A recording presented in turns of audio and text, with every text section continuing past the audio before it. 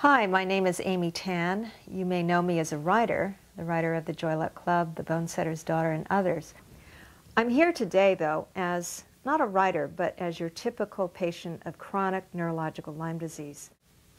Like many Lyme patients, I went through a labyrinth of medical tests and procedures for 4 years before I was diagnosed. I went through a period in which I thought my symptoms were psychiatric only.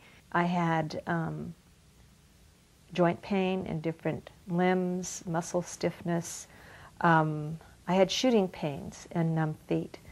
I also had a number of very bizarre neuropsychiatric symptoms, and that's what caused my fatigue, my insomnia, my disorientation, and sometimes even my hallucinations. I finally went to a Lyme literate doctor early in 2003.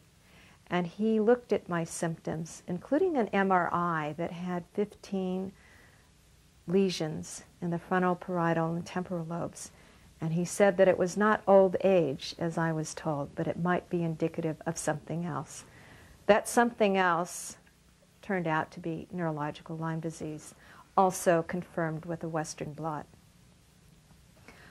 Now that I have Lyme disease as my diagnosis, I find that I've been drawn into the medical schism, the battles that are being waged, it seems, in the medical community about what Lyme disease is, the forms it can take, the diagnosis, the diagnostic criteria that are used, as well as how much treatment a Lyme disease patient needs to have, whether it is a 10-day protocol or 6 weeks, or whether it should be open-ended. As a Lyme disease patient, I am concerned about these things because my brain literally is at stake. There have been times when I thought I could not write, and I would not write ever again. There are times when I have to use a cane to get around because of vertigo and numb feet. There are times when I haven't been able to leave the home because of disorientation, and I relied on my dogs to bring me home.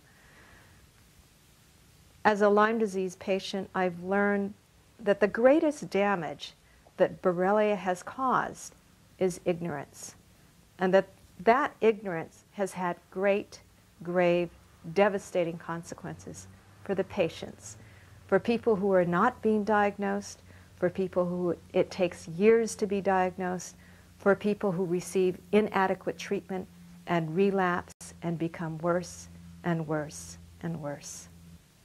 I want to close by saying something that the great physician William Osler had uttered, and that is, the greater the ignorance, the greater the dogmatism.